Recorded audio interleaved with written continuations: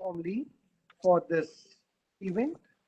Today, part of the webinar series that ISRO Foundation has with the focus on policy-oriented research and research-based policy advice, we have shifted our gears after 5 sessions on monetary policy and inflation targeting to the geopolitical situation in and around our country. In that context, we have already had earlier numerous sessions, and continuing in that, today we have Dr. MP Singh speaking to us on Myanmar. The session is being chaired by our chairman, Dr. Arvind Virmani, and I hand over the session to him, please. Dr. Virmani, sir. Thank you. Dr. MP Singh is a retired colonel, and he's also the director of the IGRO Foundation. So we had thought we will have, a geopolitical, national security, foreign policy component in our IGRO Foundation at the start, which is why we had invited Dr. MP Singh to become a director also. So it's good that we are finally starting a regular. I hope this will be a regular talk at least once a month on national security and foreign policy issues. Of course, the rest of the weeks we will have the regular economics stuff. So with that, let me invite Dr. Singh to start his talk. Mohinder? Sir, thank you very much, Virmani sir. And yes, I think apart from our economic webinars, this is a good start by you. And I'm sure even your expertise, a lot of your expertise is there in this field, and we'll continue to, take guidance and have more educative webinars on national, international issues, foreign policy, etc. I'm audible, sir? Yeah. That's fine. Right. So let me start with Myanmar, our eastern neighbor, a neighbor with which we share about 1,640 kilometers of land boundary and about 743 kilometers of sea boundary. Now, in November 2012, I had the honor of being sitting in Vigyan Bhavan and listening to Jawaharlal Nehru Memorial Lecture by none other than Daw Aung San Suu Kyi. And her opening sentence really mesmerized me. And I quote, "There can be few occasions in life more fulfilling than those on which debts of kindness and friendship can be repaid." These past few months have furnished me with many opportunities to thank people and organizations and governments for their staunch support for the democratic cause in Burma and for me personally. Unquote. This was Aung San Suu Kyi at Vigyan Bhavan receiving the delivering the Jawaharlal Nehru Memorial Lecture. She had just been released from the prison by the military government that time, and she was elected as member of their parliament. And that was the time India had invited her to deliver the lecture. So I'll start basically from this point, that this is what she said. Just for those who could not catch my words, this is what she exactly said. And if you read this first two lines, it just shows the deep gratitude of this Nobel laureate for India. For many of you who do not know India and Myanmar, we were one nation for over 100 years, for about 80 years under the British rule up to 1937. It was kind of a province of a larger full India. So one umbilical cord. We received our independence in August 1947. Myanmar got it on 4th January 1948.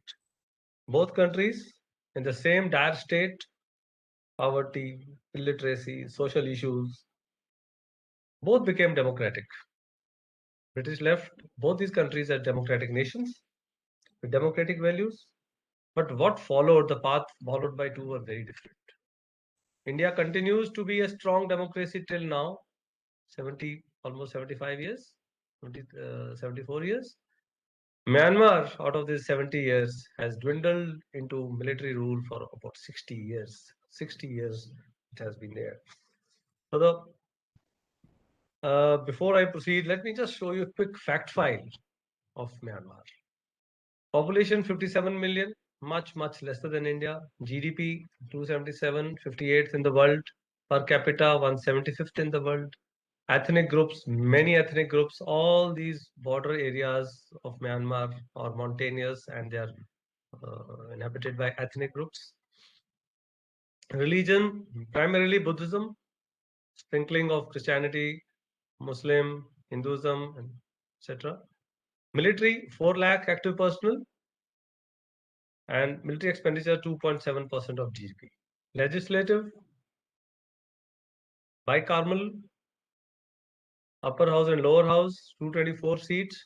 The very interesting part of this is, out of 224 seats in the House of Nationalities, 25% are reserved to be nominated by the Chief of Army Staff. That is the military hand. Even in the democracy of Myanmar, the military hand is always there. And three ministries, border areas, home and defense, are permanently with the military. Now, come to what I'm going to talk today. I'm going to talk of historical timelines. I'm going to talk of Indo-Myanmar umbilical bond. I'm going to talk of importance of Myanmar for both India and China. And I'm going to talk of overbearing China and Myanmar being wary of China's overtures. And I'll talk of present situation and then implications. So coming to the timelines, starting from 1948, Myanmar, the hero of Myanmar's independence struggle was General Aung San. And the moment the Britishers left, he was the one who was to be in the power. But unfortunately, some internal rivalries, he was killed. And one of his deputies, U Nu, who was not a very strong leader, became the premier, became the president. Now, he really could not hold on. This Myanmar consists of a lot of ethnic groups, and he really could not hold on much till about 1958, 1960. He held on. The constitution was very loosely made constitution. Britishers had made it in haste and left. They really could not consolidate this, and all these ethnic groups were fighting among each other. So by 1962, the first coup took place. Now, the interesting part which I've written here is 3 constitutions and 3 coups. After every democratic government has lasted for about 1 or 2 terms, there has been a coup. So the first coup, General Ne Win, was actually brought in by that time the Prime Minister, the President, U Nu, to handle the situation. But subsequently, he overthrew the government and he took over. From 1962 onwards, this country was under General Ne Win, and it continued up to 1988. However, there was they call it the Burmese way of socialism. They had one party, which was a military-dominated party, and they used to rule. And the country went down economically and in all things, and there was no progress, and the whole world was like seeing it as a very kind of a military rule country with a pariah kind of a state. In 1980s, the next part came when there was unrest in 1988. There's a lot of student unrest took place. It is called as 8888 movement. It started on 8th August 1988. So they wanted the democracy back. So the movement got on so strong that time Ne Win had to step down and he had to declare elections. There was large scale killing, about 3,000 people were killed and all that. So elections took place in 1990. So when the elections were announced, this movement was subdued. People thought, okay, democracy is going to return, elections are coming. And at the time, Aung San Suu Kyi also came in. Now, Aung San Suu Kyi was daughter of General Aung San, the hero of independence struggle. She was 1 year old in 1948 when her father died. He was killed. She had stayed in India for quite some time, and her relation with India was very good. I'll come towards the end when they talk of Aung San Suu Kyi and India. What is her relationship with India? So in the timelines, now 90 they did an election. The moment the result came, her party, NLD, National League for Democracy, was overwhelming. The government that time, the military government refused to accept it. They refused to accept this thing of the people and imposed again a military rule. Now this was a direct military rule. Now, of course, after this, Aung San Suu Kyi was under house arrest for many, many years. In between, she was left after about 10 years. Again, she was arrested. This continued. Now, during this time, when this human rights violations took place in the 90s, the whole world saw this, that the military has taken over. The election results have not been accepted. The political people have been put behind bars. So there was large scale sanction by US, Europe, Japan, all most of the Western countries. Now, but that time Burma, Myanmar, and that time called Burma was totally isolated. That is the time China comes in. Because if you see the map, it has got about 2,200 kilometers of the border here with China, land borders. And this brings in a biggest strategic leap to China on the Indian Ocean. So China came in. Now the relation between China have also been with Myanmar have also been very, very undulating. I will cover that subsequently, but I'm just giving the timelines. China came in spite of all the world going against this military rule, China supported it. Did not let even the UN get a resolution passed against the human rights violations. Gave it military aid, gave it infrastructural aid, gave it all kind of aid. In the next 20 years, starting from 1990, about $16.3 billion China invested in Myanmar. There was a time by 2009-10 when Myanmar was almost being termed as a colony of China. Uh, Colonel, Dr. Singh, your thing is not moving. The presentation, is that deliberate or? Yes, that's deliberate, sir. Okay. I'm most of it I'm talking, sir. Okay. Fine. Very few slides I'll be showing. Most of the time I'll be, giving verbal. So, okay. So coming to that, I was coming to the period of, now I've reached about period of 2010. So some of you want to see the timelines, you can go through these timelines, but I thought it is more easy to, narrate. Right. 2010, now because of the world pressure, they had to now undertake another elections. Now again, the military formed their own party called USDP and they fought elections. Now this elections of 2010, before the elections came in, Aung San Suu Kyi, who was in the house arrest, her party refused to take part in the elections. So obviously when NLD, the largest political party, did not get into elections, so the USDP, the military party, won the elections. Subsequently, when the president was General Thein Sein, when he became the president, he opened up. He released a lot of political prisoners after this for 15, 20 years. He released them. And then in the by-elections, there were about 45 seats when NLD fought elections in 2011. And out of the 45 seats, they won 42 seats. And in one of those seats, of course, Aung San Suu Kyi became the member of the parliament. And that's the time when she visited India, the first country she visited to deliver the Jawaharlal Nehru lecture, which I had attended. So this is how the country proceeded. Now this government, which was formed in 2010, which lasted till 2015, which was a government by USDP, the military party. The president was also an ex-general of Myanmar. So this period, the strategists, they are terming it as militarized democracy, because there's only one party which fought the elections and they got the majority, things like that. So this period in the Myanmar history was termed as militarized democracy and not full democracy. However, a lot of countries seeing the attitude of this new government opening up and releasing the political prisoners, they lifted up the sanctions, including the US and Japan. They gave them a lot of support.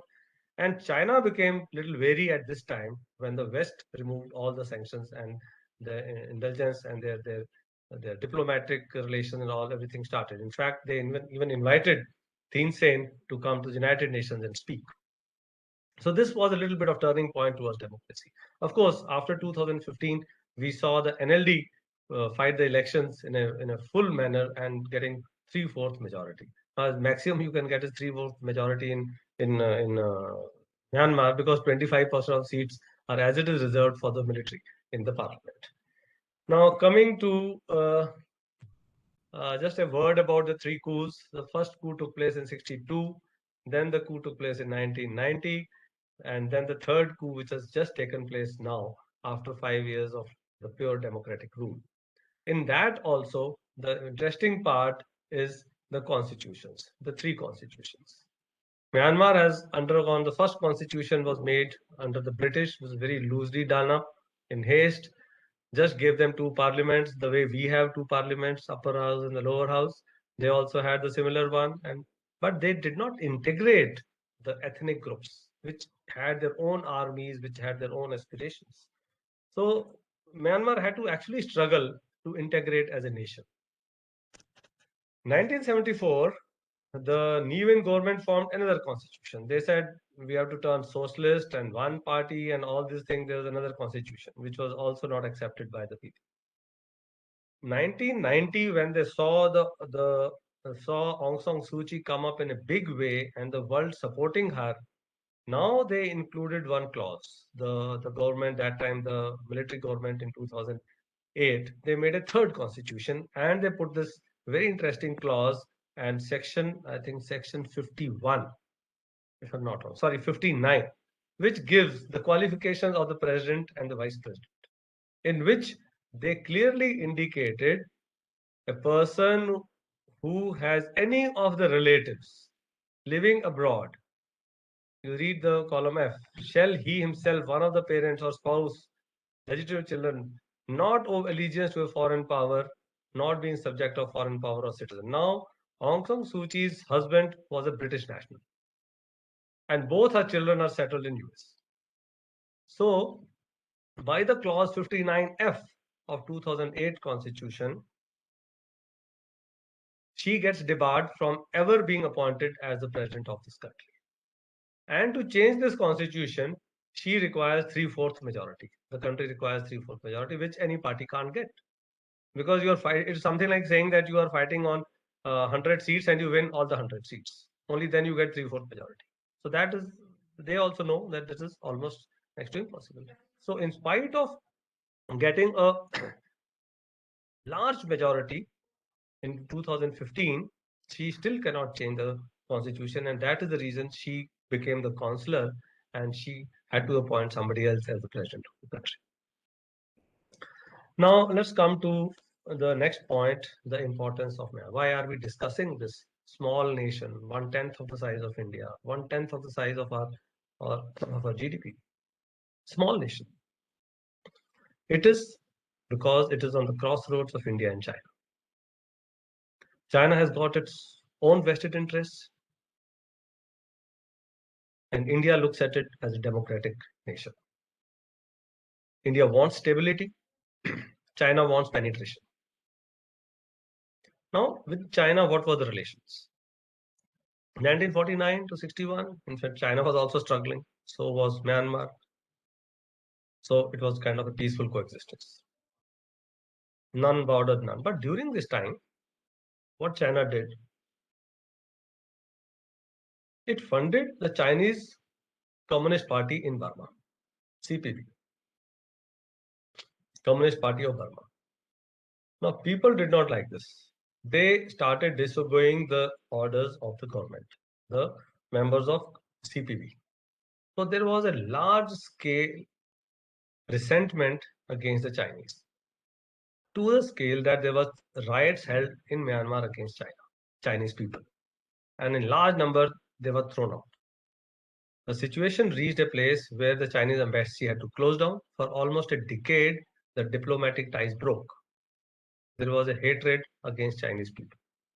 That was a state in 1962, now almost 1970, up to 1970. After that, the relationship started improving. And the main foray China made was in 89-90, when the whole world had imposed sanctions on Myanmar. China came to they became their savior. And they provided everything which Myanmar needed at that moment. weapons. Their military was down. They had nothing. They gave them tanks. They gave them aircraft. They gave them all kind of military equipment, from small arms to large arms. Almost to the tune of $500 million of military aid was given at that time. So obviously, when a country is cut off from the whole world and one large player coming and giving them aid, they fell into their trap. So I would say, as a defense analyst, probably that was the first string of the pearl in the string of pearls which China was creating. And because India was always a democratic, supporting the democracy and supporting Aung San Suu Kyi, for quite some time we did not deal with the military government in after 1990s. We kept ourselves away, but we can't support military governments. We have always supported as a nation democracy. That took us back for almost 5 years. It was the time in mid-90s we realized how China has made new inroads into Myanmar. And that is the time this Look East policy was brought in. And we opened up our dialogue with the military government. So what, it's a military government. We knew they are going to stay. So then the exchange and visits of diplomats started, and we started interacting with the military government during the mid-90s. But we were almost 5 to 6 years behind China. By that time, China had already pumped in a lot of money and infrastructure investment. 2007, when the whole world was trying to, it was 17 years, Aung San Suu Kyi was behind bars, in house arrest, and the whole world was up against Myanmar, and the UN resolution had to be passed in UN Security Council. China vetoed it. The resolution could not be tabled in UN Security Council. And that was a time when the Myanmar has got large natural resources of oil and gas on their Bay of Bengal basin. Now, India was wanting a pipeline and buying that gas and oil and routing it through to India through Bangladesh. But the moment China helped out Myanmar against the UN wrath, Myanmar gave this contract to China. Now, this oil pipeline project from Shive Gulf oil fields, it's a twin pipeline project to Kunming, the energy-starved province of China, that is Yunnan. The capital is Kunming. Now, this pipeline is about 800 kilometers pipeline. It's straight away giving China a big boost to avoid Malacca. If Malacca is blocked, they have an alternate route to pump in oil through this pipeline. Now, they created such a situation, of kind of a win-win situation, you can say, between China and Myanmar. They are giving $150 billion as tariff to Myanmar per year. So in the next 30 years, Myanmar is going to get almost $3 billion just by letting the pipeline pass through them. And what is China saving? About 1,500 kilometers of sea route. So the oil comes and gets docked at the port and then is pumped in 800 kilometers to Kunming. So this was what China did in 2007, and this oil pipeline was commissioned in 2013. Other than that, they took up a big hydel project called Midson Dam, about $3.2 billion, subsequently costing about $4.3 billion. Now, this was not all. The people of Myanmar are still not happy with China. The military is happy because they are supplying all the needs of a country. But the people of Myanmar is not happy with China. Why? What were the obstacles in China's interest? Basically, China wanted a land bridge towards Indian Ocean. That is what it is doing. CPEC on one side and CMEC, China-Myanmar Economic Corridor, on the other side, bringing their fangs to the Indian Ocean, avoiding Malacca. The obstacles in China's interest were basically resentment amongst the locals. Why locals never liked China? Firstly, they never liked Chinese products. They supplied all the cheap products. And then all their projects were fraught with environmental degradation. That is how Thein Sein, that the president during 2010 to 2015, came under the pressure of the people's movement and had to stall stop this Midson Dam project, which is a big hydel project on Irrawaddy River. It had to stop, which was being done by the Chinese backed company. It is still under suspension because they were harming the environment. Secondly, the weak governance of Myanmar and border instability, a lot of ethnic groups fighting and all at times, the fights go into China also. And environmental degradation. These are the main factors which affected the feeling of the people of Myanmar towards China. Now, what is the importance for India? How is Myanmar important? If we see the timeline, 49 to 62, cordial relations. Jawaharlal Nehru had very good relations with Aung San, General Aung San, and of course his successor U Nu. So India, because India was one nation under the British and during the struggle also, we had a cordial time. Aung San Suu Kyi's mother was also the ambassador to India for about 5-6 years, and Aung San Suu Kyi studied in Lady Shri Ram College. Then subsequently, even her husband was doing some studies, postdoctoral studies in Shimla, and she stayed there also for quite some time. 62 to 88, it was kind of an indifferent period. 88 to 2010, now that is the time when we realized that we have no choice but to deal with the military government of Myanmar. So, like I mentioned earlier, 1995 onwards, we started visiting our dignitaries, we exchanged, and then we started even giving a lot of aid to Myanmar. Up to today, we have almost given, I think, about $1 billion worth of aid. But most of our aid is on developmental projects like restoring hospitals, opening new schools, giving them data line, things like that. And then we started this Act East and the Look East and the Act East policy.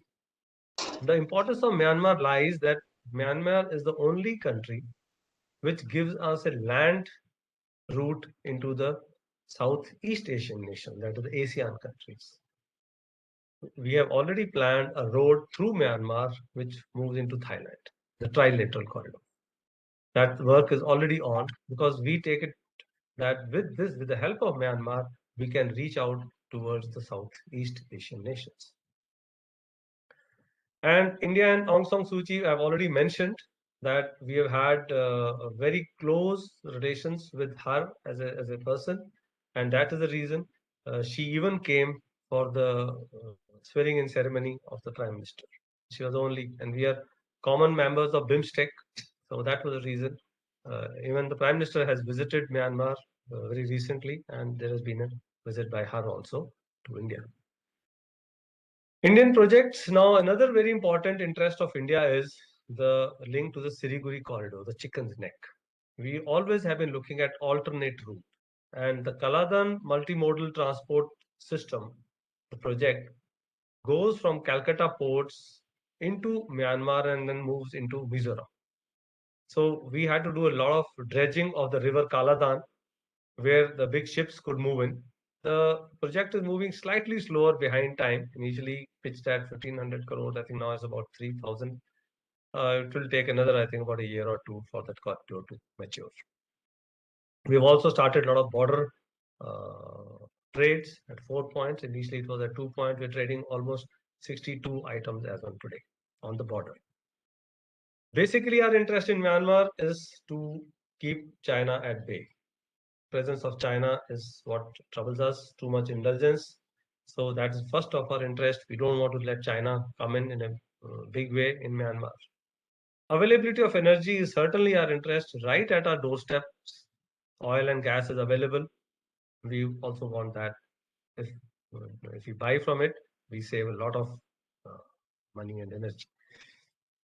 Keeping the Northeast insurgency was one of the important reasons because on the border, which was quite porous with Myanmar, the insurgent groups which were camping on this side and that side.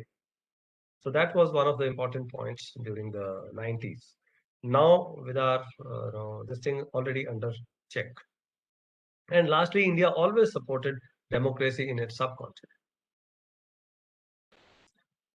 Coming to the present situation. All eyes are on Myanmar, the present situation.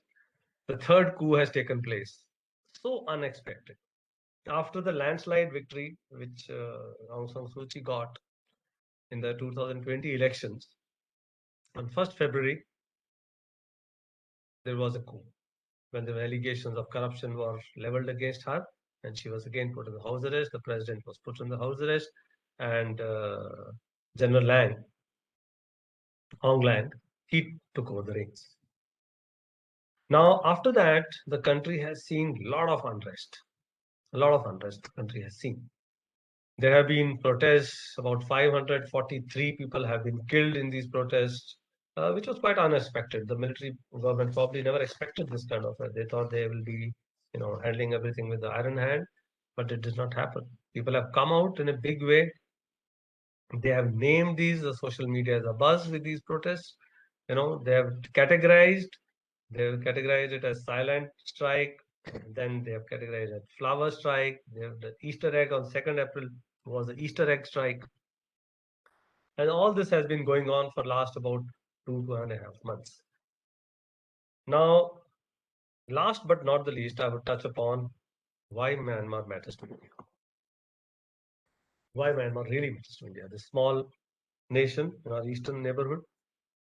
First, Myanmar is an important part of BIMSTEC, the BIMSTEC organization which India has created. Secondly, geopolitically, it is very significant to India as it stands at the center of India and Southeast Asia, geographically. Then it gives us a land bridge in the neighbor first policy. It gives us a land bridge to connect to Southeast Asia. We are already trading almost $2 billion with Myanmar. About $1.5 billion is our export, about 500 million is our import. A lot of infrastructure projects India has already undertaken, like India-Myanmar Thailand Trilateral Highway, Kaladan multimodal project. We have also upgraded the Sittwe port to help bigger ships come to Sittwe. Other than that, we have had a lot of military exercises with the Myanmar army, IMBAC's joint military exercise. We have also invited them to our military exercises where they have participated. And we also signed a defense cooperation agreement in 2019 with Myanmar. Other than that, one of the issues which is the Rohingya issue. We have had about 40,000 refugees. India is taking care of them, but India is very firm on its policy that it is not going to give permanent residence to these. But India at the same time, because the humanitarian aid, has also pledged almost $25 million to rehabilitate for construction of prefabricated houses in Rakhine state to rehabilitate these refugees which have come out. So that has been India's interest all along as far as Myanmar is concerned. And we are going strong. We always, as a nation, has supported democratic government. And even today, we are supporting the democratic return of democracy in Myanmar. So that was my take and our interest on Myanmar. So, Chairman, sir, anything from your side now? Thank you.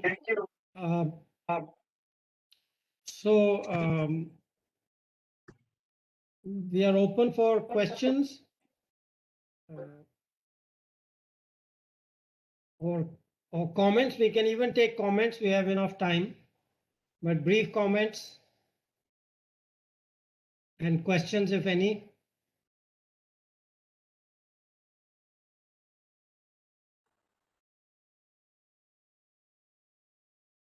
So, well, while we wait for some comments and questions,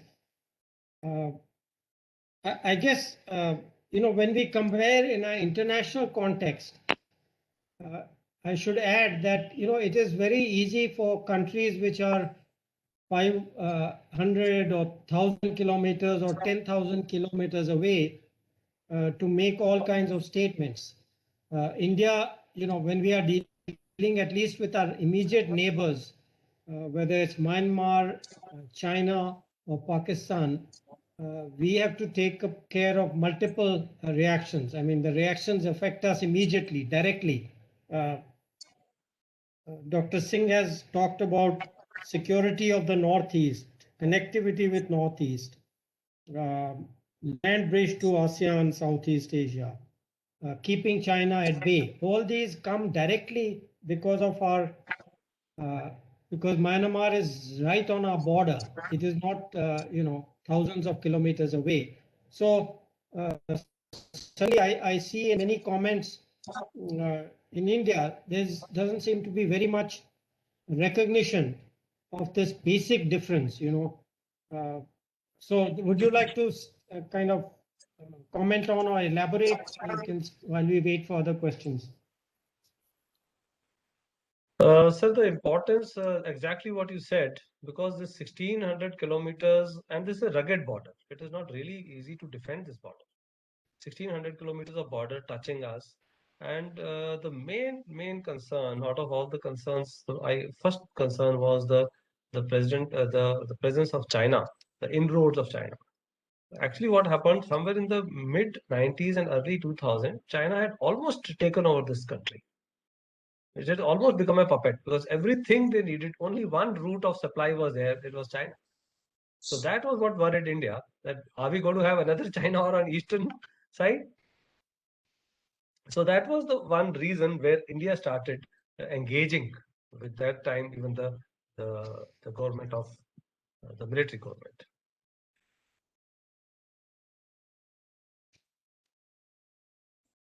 Sir, one question has come by Akshat Yeah, so, Singh. Does the right. One can, I guess, to put it a little differently,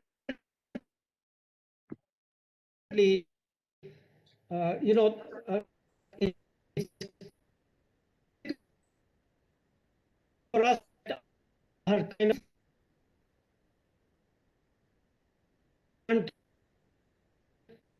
threat.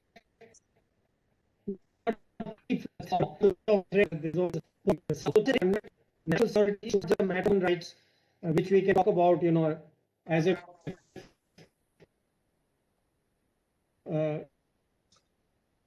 sir, your sound voice is breaking. Your voice is breaking, so I some cannot really country hear that. in the Issue at my end. the first we have to consider the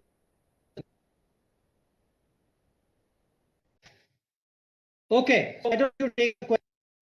So I did not hear your last comment because of the, I think, network issue. I could not hear your last question. comment. Okay. Hello. Right. Doesn't Yeah. matter. Take the Can you hear me? question. Doesn't matter. Take the question. Yes, can you The hear chat. my voice? Question. The chat.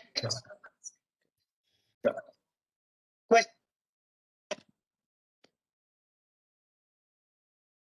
Right. So in the chat box, the first question is: does a robust protest in Myanmar capable of bring the democracy back?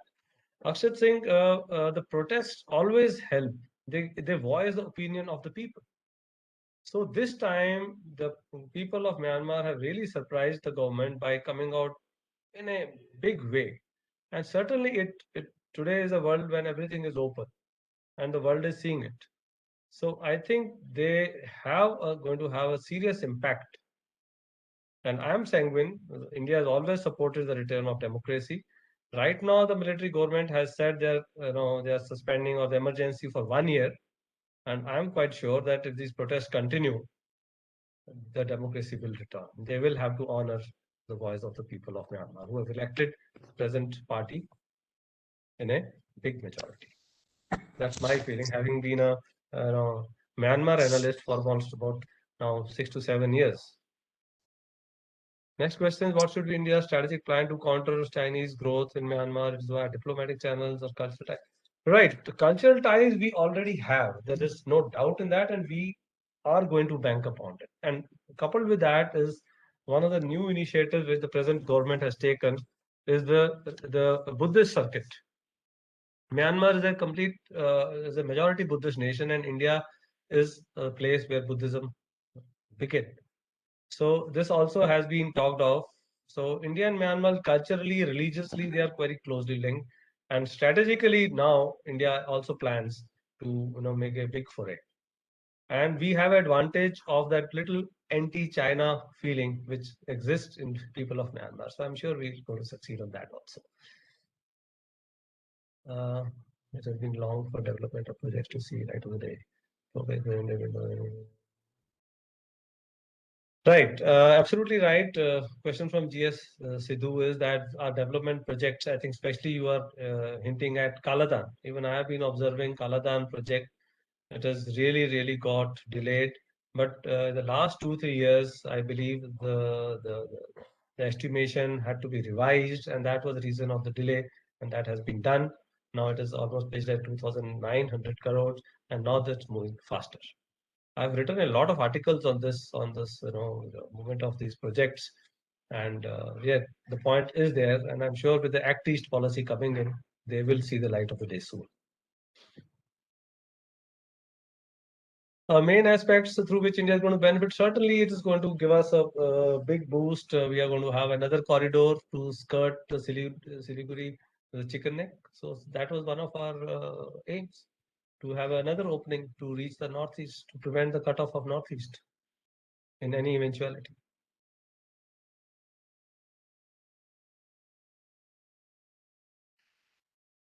Abhishek is asking, now China has deployed its military in the south border of Myanmar. It's harmful for Myanmar citizens. Well, as far as Myanmar is concerned, you see their military is all over. They've deployed it in the south, that is fine. But there, anyway, the military is kind of ruling the country as of now.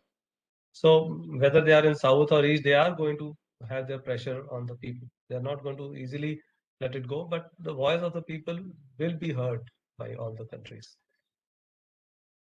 United Nations can really play a role, undoubtedly. Certainly, today is not 1988 or 1989. Today is a world of internet. Things are traveling all over. I feel the United Nations will take I personally feel sumoto cognizance they should take, in spite of China not letting the resolution come in the United Security Council, but it will have to accept, and UN role can actually turn the table. Yeah, Ram, please. So you're not Mr. Ram, comment and question. Mr. Ram. Yeah, sorry. I mean, I was in the mute mode. I mean, am I audible now? Yes. Yeah, I just make 1 or 2 observations and then I have a question for you. I mean, the observation first part, you said, I mean, India supports the democracy, right? Okay. And I think that's the kind of point you made. We want a democratic regime to be there in Myanmar. My observation is, as a country, do we choose the regime of any other country?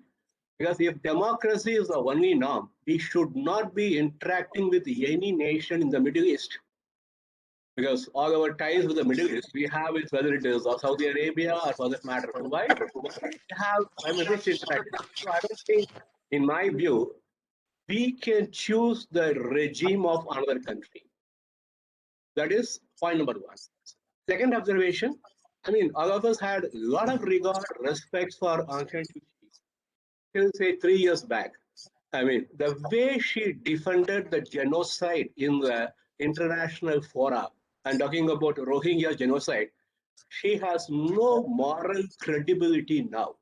I guess that something is a fundamental difference in the context of Myanmar of 90s and today's Myanmar. I'm talking about the current post-coup Myanmar. And the query for you is that, I mean, one is to talk about all these issues from a geopolitical point of view, strategic point of view, so on. As a country, I mean, I'm talking about India as a country, are we being fair when the central government says, Manipur government says, we would not take refugees? We did not use this stance when it came to East Pakistan. When people are getting persecuted, they are driven away by the current regime in Myanmar. Can we take a stance?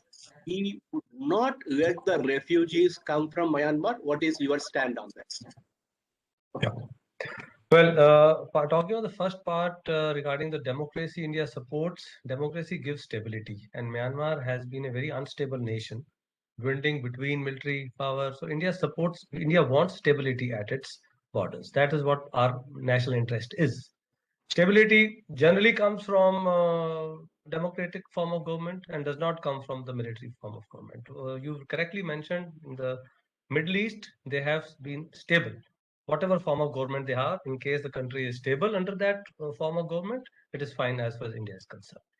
In Myanmar, it was started as a democracy, taken over, and all this thing happened. That was the reason India is supporting the return of democracy. That is the first part. Second was on the issue of taking in refugees. India did take refugees.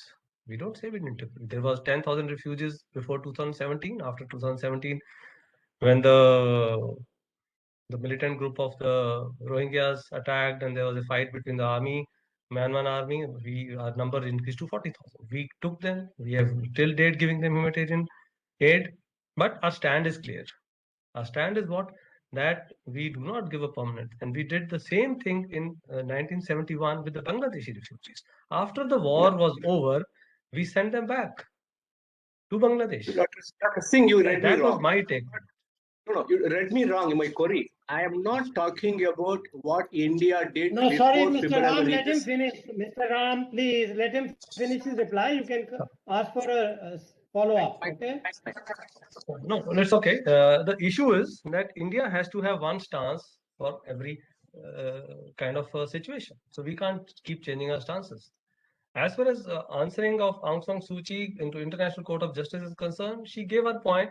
Whatever credibility she lost internationally, that's a different issue. But India's issue is we have 40,000 refugees. We are feeding them. We are taking care of them. But our the stand is that we are going to return to them. And for that, we are also going to help out that country. The foreign minister in 2017 went there, signed the agreement that we will give you $25 million. Please rehabilitate them. And that is our stand. And I think as a nation, that is something the best we can do. Can I just Have a follow-up? can I make one quick point, Dr. Virmani? Yeah, please. Yeah, I am not talking about what India did before the coup in February.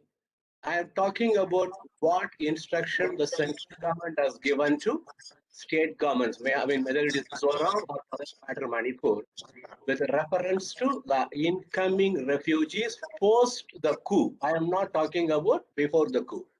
And I also have a historical parallel.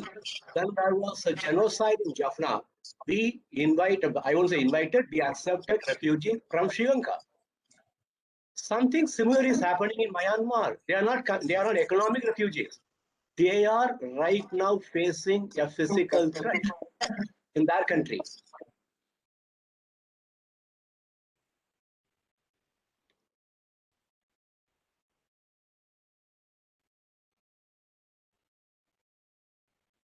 So you want to answer to that comment, sir, or it's just a comment for it? I mean, No, if you have an answer, but if you don't, that's okay. If you have an answer. because see, as you far want as to pass, state that's fine. central government passing what I feel, see, the inner things I am not even privy to, but central government, as far as refugees is concerned, it is not a state subject, I feel. So it is what a national policy is, the government will decide. And I really don't think any country today is in the world is welcoming refugees. Obviously, all countries will try to, stop. Okay, I think refugees. factually, if I remember, Mr. Ram, there was some order issued and next day it was withdrawn. That is what I remember about the fact. So as far as I remember, there is no such order in existence after the second day of that report. But anyway, I would just that's fine. Let's move on. I just make one correction. There are two orders here. What you talk about is the order issued by the Manipur state government, which all of us have read it. In addition, Mizoram made a request to the central government, please let us permit the refugees to come. And central government has given instruction to all the paramilitary and army forces, do not let any refugee come from Myanmar. I'm talking about that order of the central government. That is not been taken back. It is still there. Okay, let's move on. Any other questions?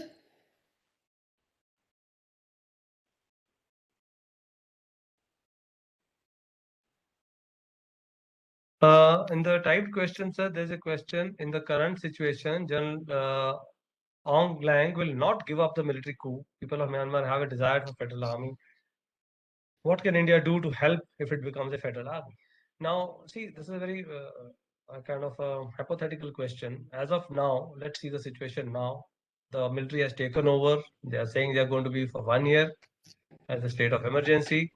People are protesting. So, what will happen subsequently? Will he continue? Will the people accept the military government, or the democracy will return under the pressure of not only their people of that country or the international pressure? This time will only tell. So right now it is very difficult to predict what is going to happen in next 1 year. So wait and watch is the only policy. But certainly the United Nations and other countries of the world are going to put their pressure internationally for the democratic government to return. Or again, they are going to face sanctions. That's all.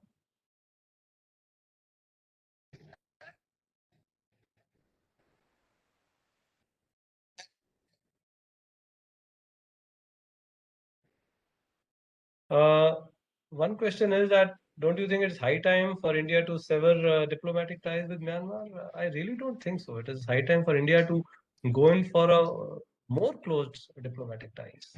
We should not sever the ties. Whatever the form of government is there, as long as if it is giving stability. You see, and that is exactly what we did in the Myanmar of 90s. That whatever the government, military government was formed, it was there. We started dealing with that after some time. Right. So we will not sever ties. That is very sure. The moment this question of severing ties with Myanmar is concerned, it is absolutely 0% chance. Yes, closing more ties, giving aid, helping Myanmar, and helping them supporting their democratic setup will certainly be our forte in our Act East policy.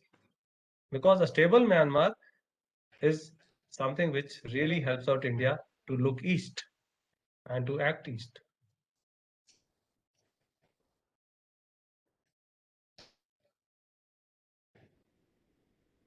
See, even Myanmar has reciprocated our positive vibes.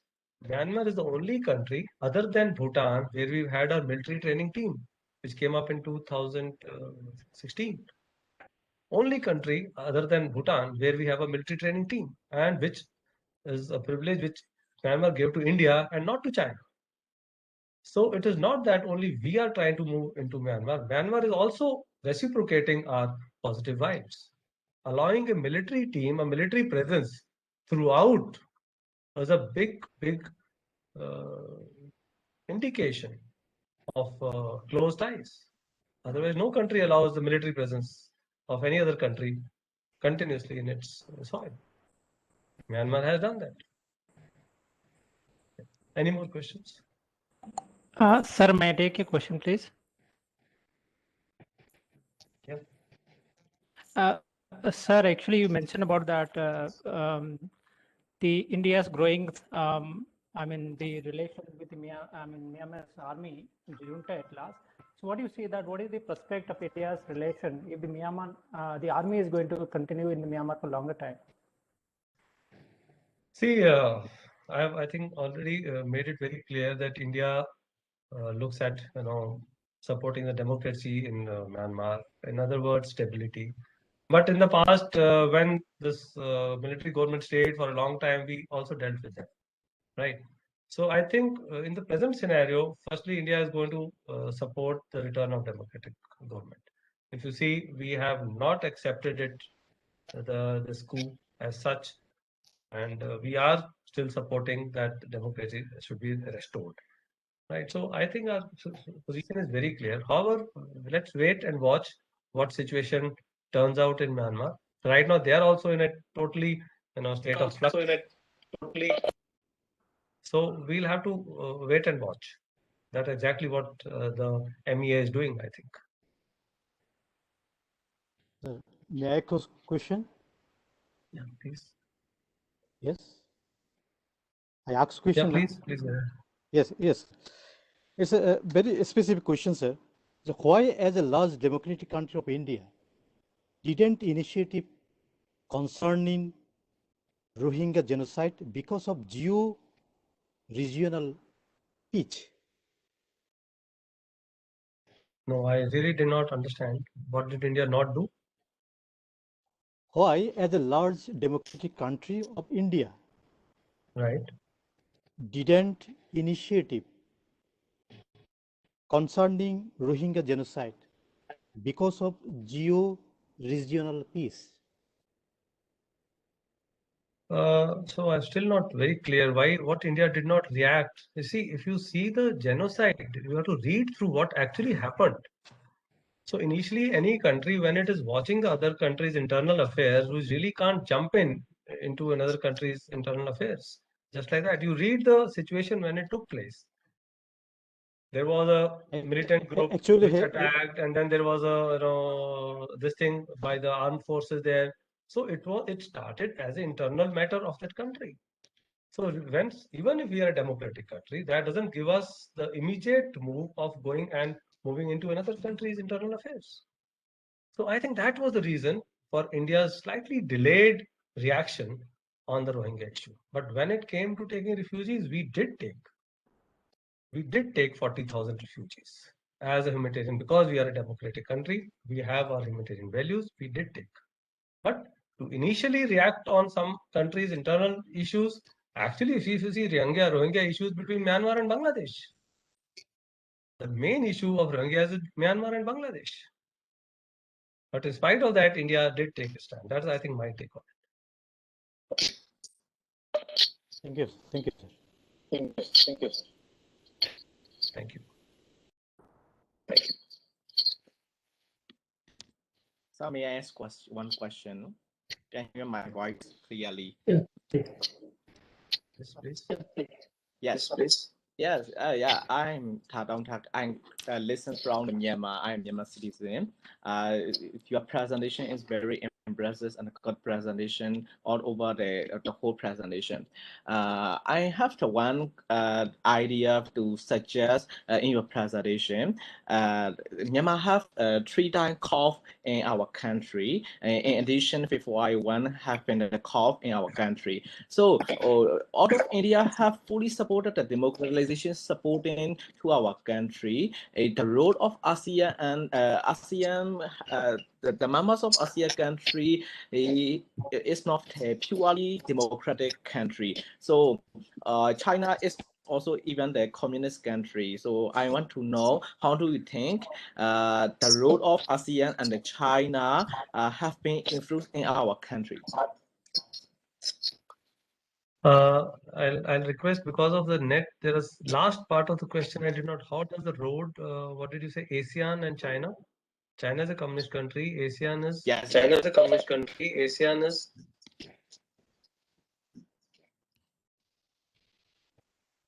May I have the last part of your question? I could not really May I have the understand. last part of your question? I could not really understand.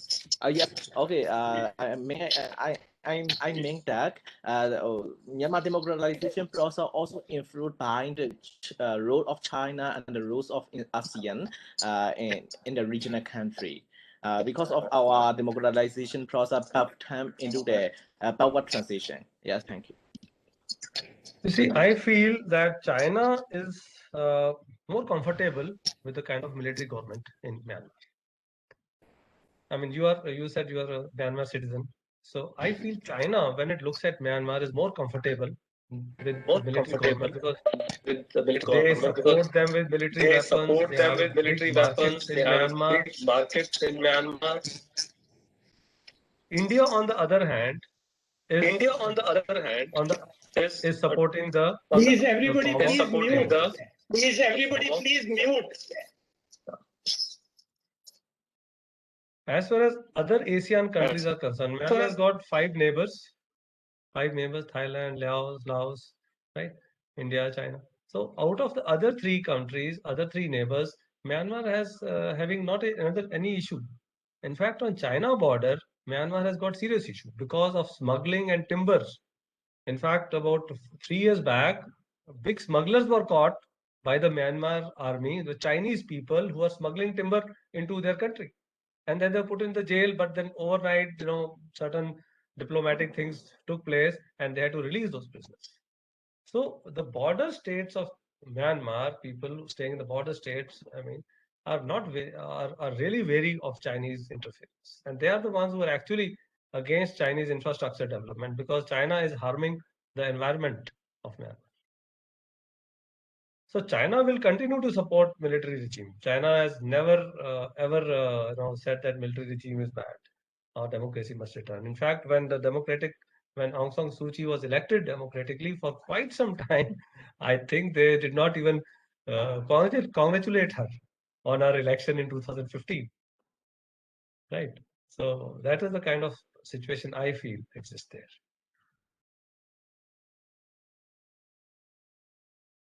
Yeah. Any other questions, sir? Sir, may I ask a question?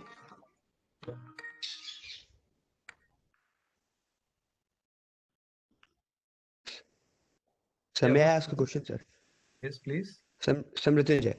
Sir, how effective would sanctions on Myanmar if government or the UN decides to impose on them? See, UN sanctions are always very effective. Certainly, I'm sure with this the economy, the weak economy of Myanmar, they are going to make a lot of difference. And this time, probably, if this kind of situation continues, the world is also going to put pressure on China. World is also going to put pressure indirectly on China to help Myanmar come back to its the original democratic form. Because even the original democratic form of Myanmar is not 100% democratic form. It still Yes, has sir. a component of military in it. So Yes, sir. 100% democratic form is not there as of now. It may take some more years for that to come. So I feel, yes, sanctions as of now, internationally, sanctions would be a big help alongside the protests which are taking place. I think the sanctions will help the restoring of the elected government. Sir, one more question, sir. Other than sanctions, how else can government pressure Myanmar? See, governments have got their own way. I think the only way is sanctions is the only way what the governments can do. Right. Exactly. Exactly. There is this what we have seen, this kind of diplomacy only we have seen. So what Yes, India does it, India never gave sanctions on Myanmar. India, even in the 90s, we did not put any sanctions. We only stopped our diplomatic kind of movements. What I observed in the 90s, early 90s, if you read, there was no visits this and that side.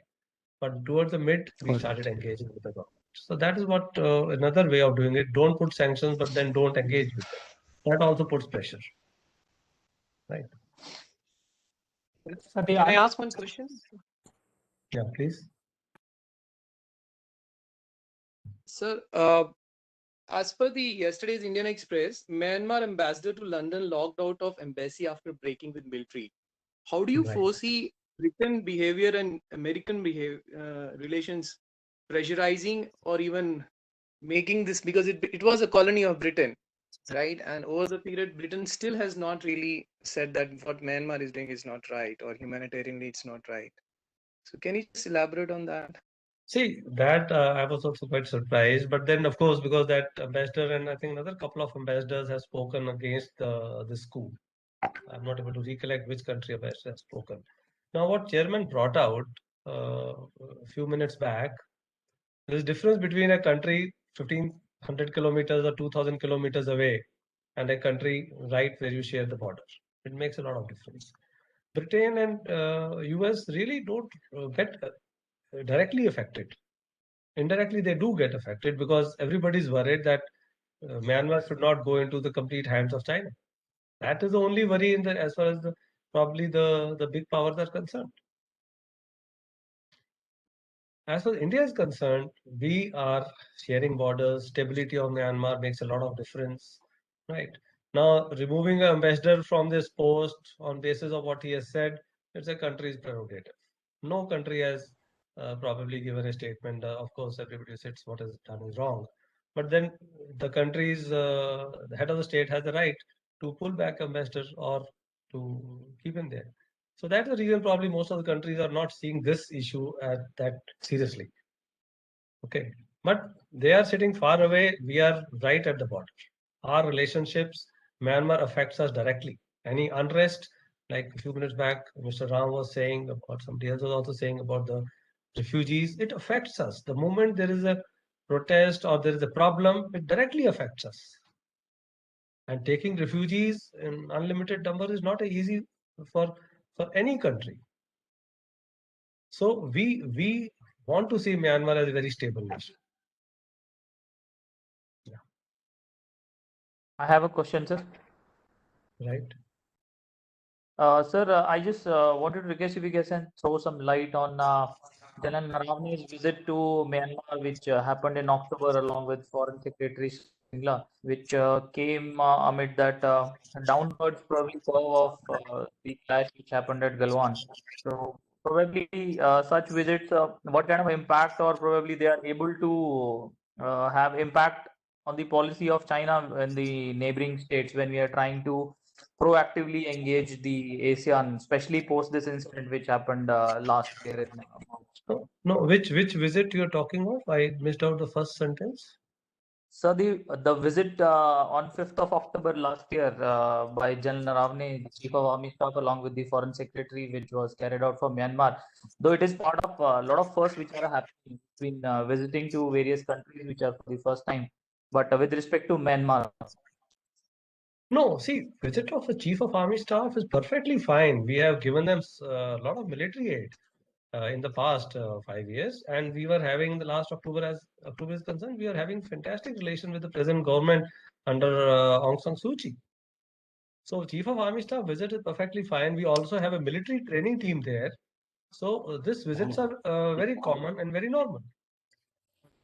As far as China supporting Myanmar is concerned, they supplied this JF-17 aircrafts to Myanmar. At the time, Tejas was also getting made, and in fact, I had written that India could have offered, but that time Tejas was not made completely. It was not ready, and we also wanted it to come into our forces first.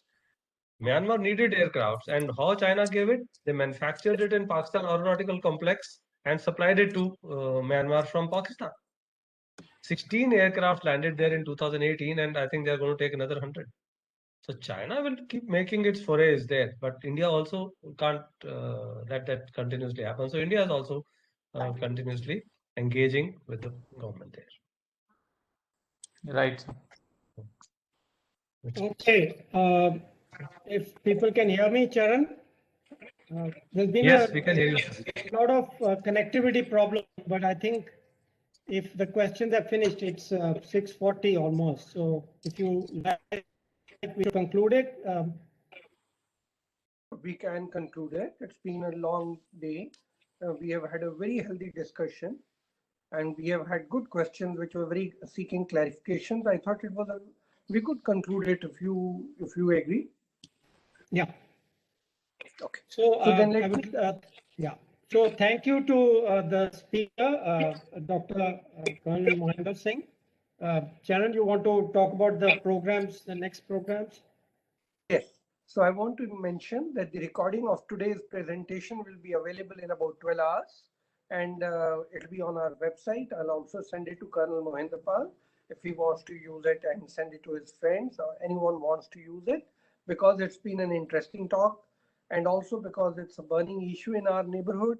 I think this was very contemporary, and Colonel MP has done justice to the subject. I must thank him for his presentation. I must also thank the chairman for sparing time, and all of you for being here with us on a Friday evening.